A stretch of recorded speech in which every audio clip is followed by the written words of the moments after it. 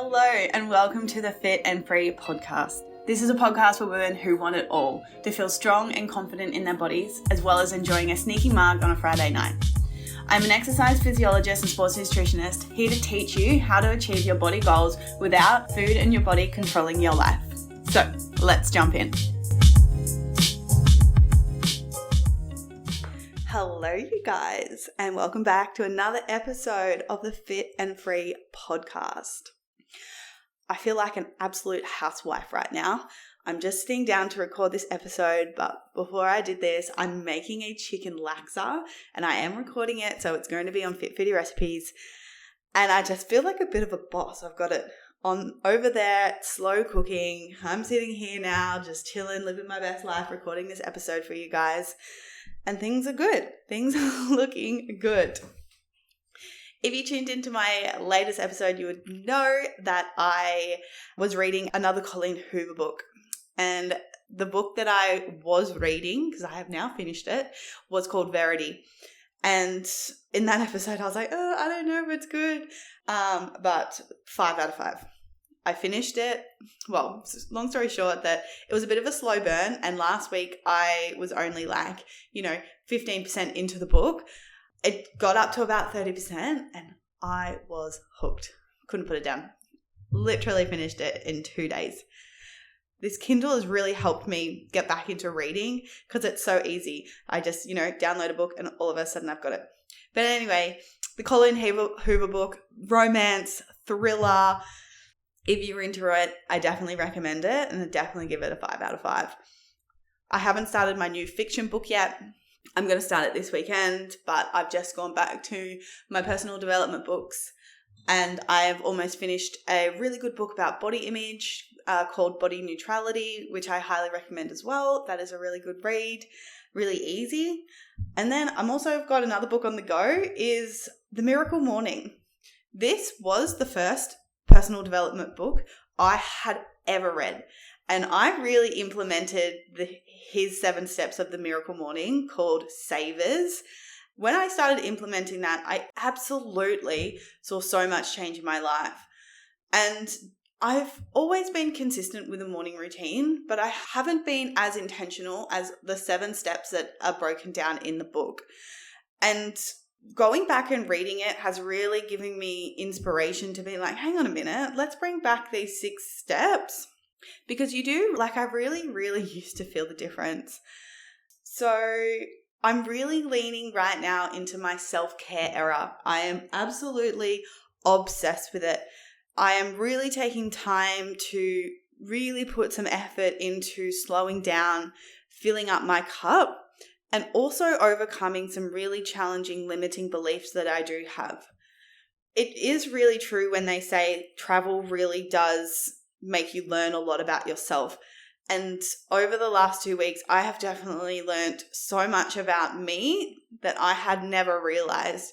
And it wasn't until I moved to a country that I didn't have access to chicken, made me realize all these things about myself that I didn't really know that I needed within my life. So I'm really leaning into this self-care in terms of really unpacking some of my triggers and how I'm feeling and really leaning into slowing down, really leaning into meaning and just being hyper vigilant in my own head and being okay, what am I making this meaning?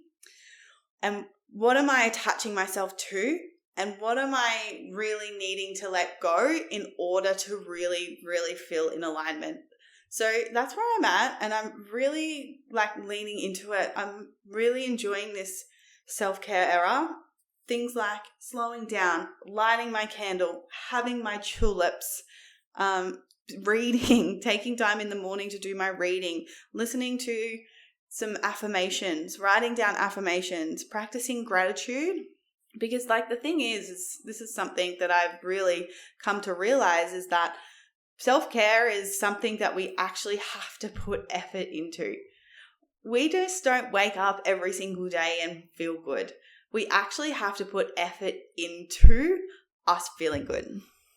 Because it's that whole thing, right? You wake up and you maybe you wake up on the wrong side of the bed and then you kick your toe. Then you walk in to the kitchen, you make your brekkie and a coffee and you spill your coffee on the front of your white shirt.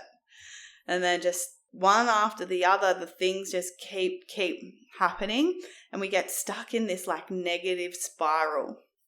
Imagine if you woke up every day and you took some time and you took some space to sit in silence, to really be present and really focus on where you're at, how much you've actually achieved, and what you're grateful for. It really does help you shift the energy from that negative scarcity place into this really abundant, energetic magnetism place. And it's actually so nice. And I really feel like this ties in really nicely to today's episode because I'm really going to be talking about energy levels and why your energy might be low and really relating it back to weight loss. So if you are an active female really trying to change their body composition, really trying to drop some body fat, but you're really, really struggling with low energy levels, I'm going to explain to you today why that could be happening and some real tangible tips on how to fix it. I'm going to rewind back like 3 years ago, back when I was trying to really change my body composition, doing everything that I could. I'm going to go back to my calorie counting era. It was when I was counting everything perfectly and I was eating 1,400 calories and training 6-7 times a week. Like when I say 6-7 times, I would say like twice a day. Like I would go for a run at 5 a.m. and then go do my like strength training session. And then I would go and do like a 12-hour shift. During this time, I didn't really realize how bad my energy actually was. I didn't actually put 2 and 2 together. I didn't realize that waking up in the morning feeling really groggy and feeling really gross wasn't normal.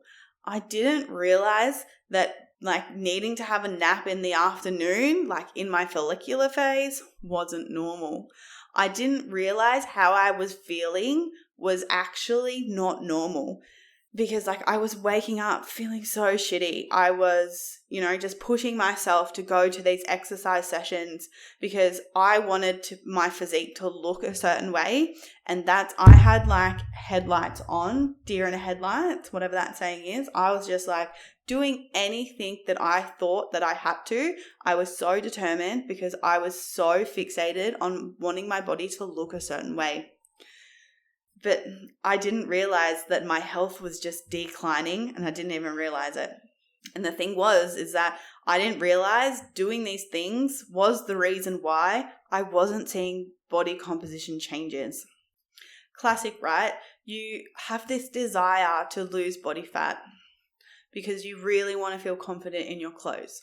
So you're going to do anything to get that. So what do? You jump onto the internet and you put in a calorie calculator, like your height, your weight, your gender, and it spits out a number for you.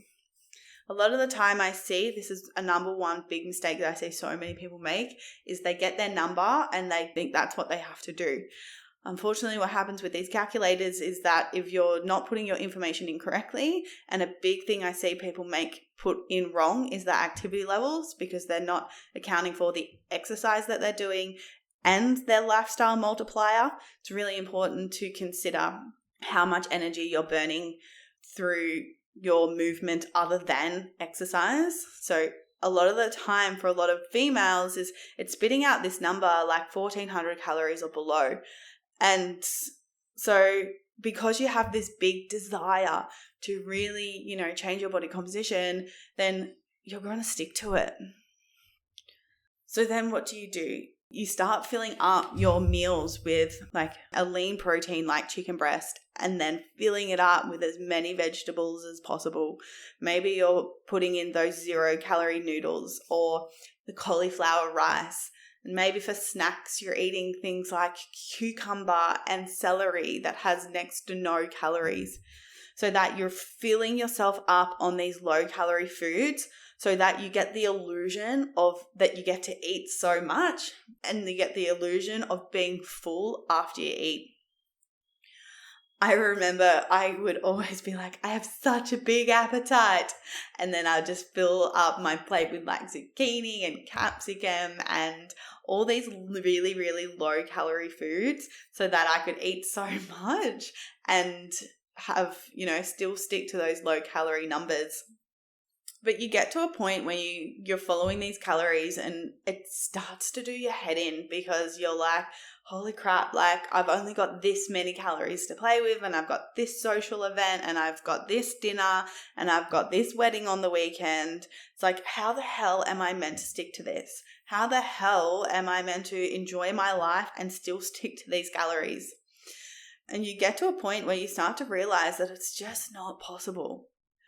And then what happens? You start to feel so shit about yourself because you feel like that you're not going to be able to reach your goal.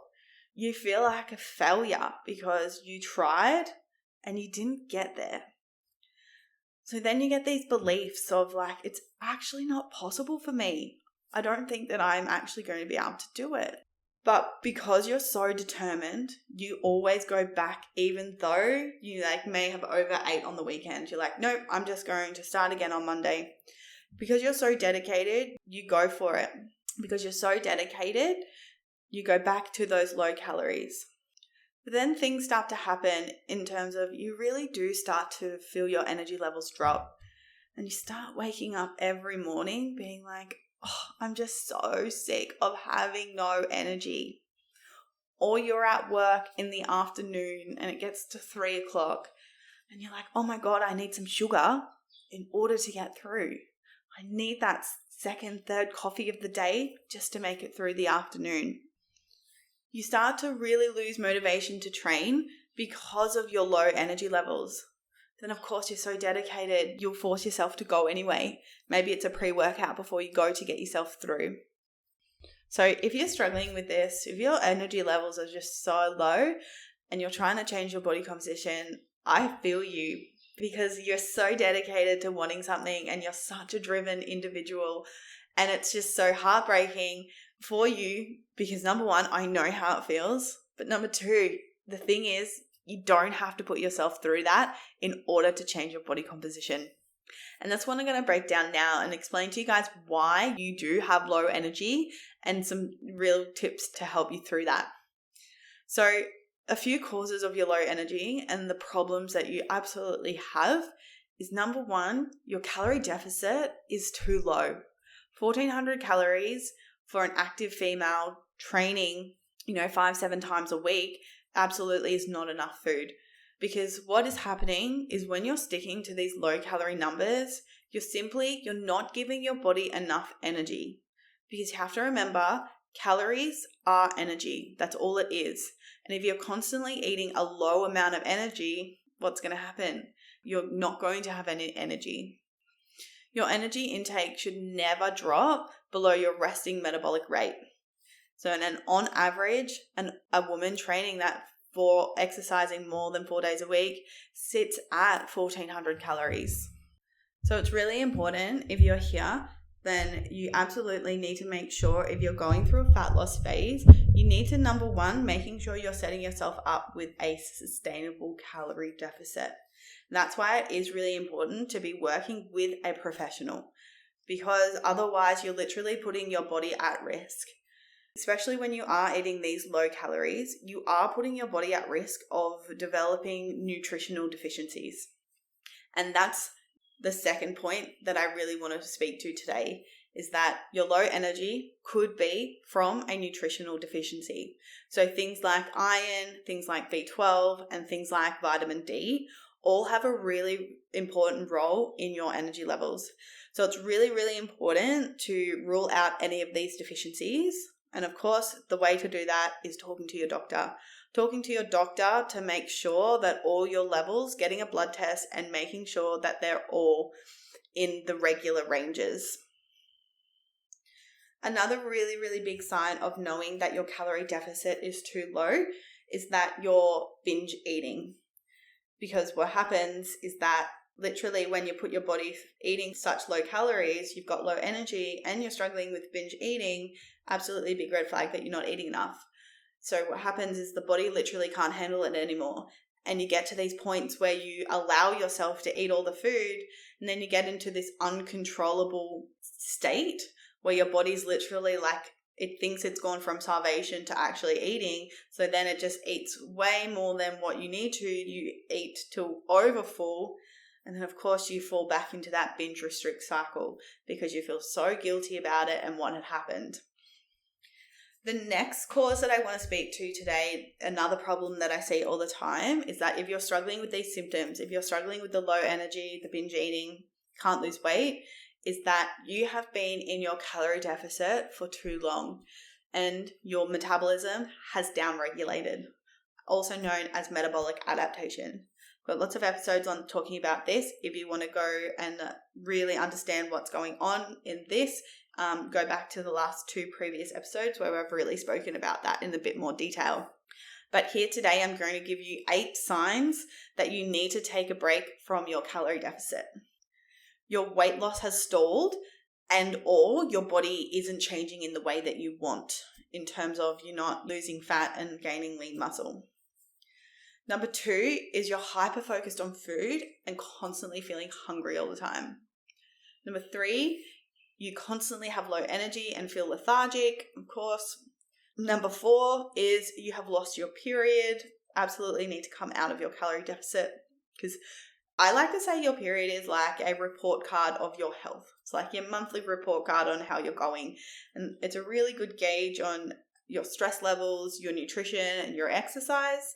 And, we want to see a monthly cycle and we want it to be regular. So it's really, really good method to, just measuring your overall health. Number 5, another sign you need to come out is you've noticed a decrease in mental clarity and concentration. Number 6, you have noticed a decrease in your performance in the gym. Number 7, it's increasing your stress levels and negatively impacting your social life. So maybe, you're avoiding social events because of the food, or maybe you can't enjoy the social situation because you're just riddled with guilt and you're just so hyper fixated on it and how it's going to affect your body with the food that you've eaten. And the last is it's negatively impacting your sleep quality. So like waking up really groggy in the morning is a really big sign that, you might be getting 8 hours of sleep, but your sleep isn't quality. And you might be thinking like, but Laura, I haven't dropped enough body fat. Why should I come out of a calorie deficit? And the thing is that if you're experiencing these signs and symptoms, that means your body has adapted to the amount of calories that you're feeding it. So the only way to continue with any sort of fat loss is to either increase your exercise output or decrease your calories even more. If you're already eating 1400 calories or below, there is no room for moving of decreasing your calories anymore because it's simply unhealthy. If you're already training more than 5 times a week and already doing like 10,000 steps or more, you don't have any room to add in more exercise to your routine. So you're kind of a little bit stuck because of what you've been doing. So what you actually need to do is you need to have a break out of your calorie deficit. You need to eat at maintenance calories to build your maintenance back up so that you can then go back into another deficit, maybe in like 12 weeks, 6 months, and actually get a good response on a good number. Because the thing is that you have to look at it is like your low energy is a big red flag that something needs to change. Because it's this vicious cycle, right, of you think what you're doing is helping, but it's actually moving you further away from what you really want to achieve. Because your low energy is going to be impacting your training. Maybe you might not realize it, but you should be getting stronger every week. You should see improvements. Maybe it's just 1.25 kilos. Maybe it's better range of motion. Maybe it is more reps at the same weight, but you should be increasing every single week. It's going to reduce your NEAT, so how much movement you're doing in a day, how well you can concentrate at work, your libido, so how well you can show up in your relationship. It's going to be affecting so many things, which overall is going to stop you from losing weight. The last thing I want to speak to as well with the low energy piece is this is something that I see all the time in my active women who already are sitting at quite a low body fat percentage. And they come to me and they say, oh, Laura, I really want to lose weight. I really want to lose weight. And then I dig into it and I'm like, well, what do you actually want your physique to look like? And then they're like, I want less body fat and I want more muscle mass percentage. I want to increase my muscle mass. I want to be more lean. I want to be more toned. I really want to get stronger. And I want to speak to this today because this is absolutely a problem that people have, is that they think they want to lose weight, so they think they need to be in a calorie deficit. But what their goal is actually body recomposition, so less fat and more muscle. If you want to achieve this, you need to stop eating in a calorie deficit. You need to start eating at maintenance calories. And I did a whole episode about this one as well, and this is what I call the skinny fat cycle. It's when people think that they want to lose weight. However, what they really want is less body fat and more muscle.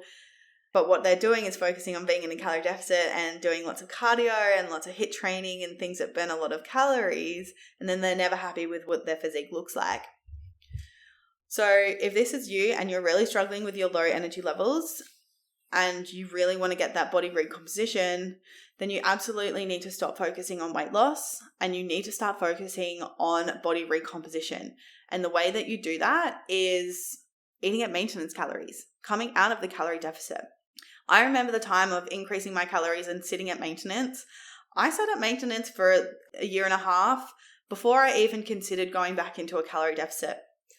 Number one, because I saw the positive effects that it had on my body in terms of it was increasing my muscle mass and decreasing my body fat. Number two, I saw the increase in my performance. Like I started lifting so much heavier. I started being able to, my technique was getting better. I wasn't like weak and low energy all the time. I started getting a regular menstrual cycle. My digestion started like, it was so good. Once was like, had really lots of signs of like irritable bowel signs. So like, I don't want to go into that, but just my digestion was a bit shitty. And so like the benefits that are coming with eating more food is there are so many, and it's of course our body composition changes in such a positive way, but also so many other things as well. And what you have to think about is like you've been doing something for how long now? You've been doing it for a year, 2 years, maybe 3 years, and you're still not where you want to be. When you actually have a tailored plan to you of where you're at, and that's actually going to help you reach the goal that you want, is you are going to get your results within 6 months, within 1 year. And you can continue to run on a hamster wheel and just try and figure it out all yourself. Or you absolutely can get support from someone who knows what they're talking about, and you're going to actually reach your goal. You'll get something out of all the hard work that you've been putting in. So my tangible tips for you guys in terms of how to increase your energy levels and, be successful with your weight loss is number one is back to what I was talking about in terms of putting yourself in a sustainable calorie deficit. And the thing here is only start a calorie deficit if your biofeedback markers are on point in terms of if you already have high amounts of energy, if you have been eating at maintenance for at least 12 weeks, if your digestion is good, if you have a regular period, if you are really able to show up at work, if your moods are really stable. Because if you're already not in a healthy place before you start a calorie deficit, then you're going to run into metabolic adaptation a whole heck of a lot faster if you weren't just starting in a healthy state. So number one, it's really, really important to be starting a calorie deficit in a healthy state, and you haven't been dieting or yo-yo dieting for the last, 12 weeks. If you've been yo-yo dieting, I highly recommend spending that time at maintenance calories again, just to make sure that your deficit is actually going to work for you. So number one, making sure you're really healthy before you start a deficit. And number two is put yourself in a sustainable calorie deficit. So numbers that are looking no less than 1650. Right? 1500 maybe, depending on age, activity levels. But a lot of the time, I hardly ever recommend a deficit less than 1650. So it's really important that you still are eating enough in your calorie deficit so you don't lose your energy levels so that you don't fall into metabolic adaptation too quickly. Because the thing is, guys, it's like metabolic adaptation is going to occur if you eat in a calorie deficit. It's a natural response. However, what we want to do is we want to go as long as we can to prevent it from happening and then have the tools in our toolbox to overcome it when it does happen. So the thing is that if you set yourself up in a calorie deficit like 1200, 1400 or below, is that like, yeah, you'll lose weight. You will. Like initially you will, but then you'll get to this point of a plateau and then you have nowhere to go because your maintenance calories has also dropped and you're now maintaining on that low number. The difference is if that you start in a sustainable calorie deficit, you then have room to move when you do reach this plateau, when you do reach metabolic adaptation. So say, you're maintaining on 2,200 is your maintenance calories, right? And then scenario 1 is then you drop it to 1,200 calories. Cool. You're going to lose weight pretty quickly because you've created such a massive calorie deficit. Then what happens, maybe 6 weeks, you get to this point of a plateau. Then you're like, shit, what am I going to do? Like, I can't eat any less because I'm already freaking starving and thinking about food all the time. And you definitely can't exercise anymore because I'm already training 7 days a week. How am I going to break through this plateau? Huge mistake that I see so many people make. Scenario 2 is you're maintaining on those 2,200 calories. You set yourself up with a sustainable calorie deficit. So for this person, you're looking at, let's say you can start your calorie deficit on 1,800 calories. Sweet. And then you stick to that for like 6 weeks. Then eventually you reach this plateau. Amazing. You're eating at 1,800 calories. What can you do? You can actually decrease your calories more. You can actually then go down to that 1,700. Cool. You can eat 1,700 and then you get a response again. Then you're losing fat again. Then a few weeks go by, you hit another plateau. Awesome. You can decrease it again to 1,600, right? Also have refeeds in that. You can have diet breaks to help you with it as well. But as you can see, you're going to be able to lose, your deficit period is going to be a hell of a lot longer. It's going to be a hell of a lot more enjoyable because you'll have more energy because you're eating more food and you're going to be more successful. Okay. So with those two scenarios, like number 1, what sounds more enjoyable? I don't know about you, but eating 1,800 calories and still losing weight is like, hell's yeah, that's me. So you finish your diet and then what happens is that another tangible tip for you guys is that you need to have a sustainable way of getting out of it. And this is another mistake that I see so many people make is like they hit their plateau of weight loss and then they have no idea what to do because the diet's over, meal plan's done, and they're like, shit, I don't know what to do now. And they just go back into their old habits and they just put all the weight back on. Instead, what you need to do is, I know a lot of people reverse diet. I know a lot of coaches out there do it.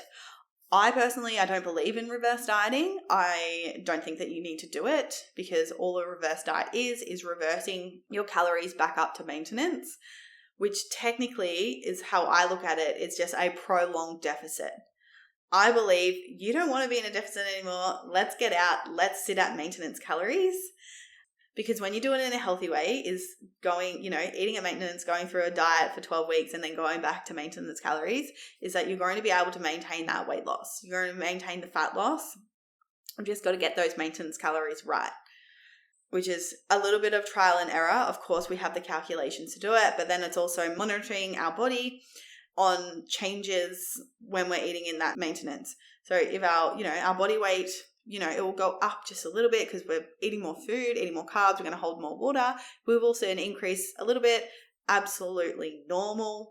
We kind of do want to see that increase, but then you'll get to a point where it's just plateaued and then you're like, yeah, this is my maintenance calories. I feel full, I feel satisfied, I have lots of energy, my performance is going really well, like really looking at subjective measures as well as those objective measures. Your photos are not changing. You're like, yeah, this is it. I found it. So really important to have a plan after the deficit.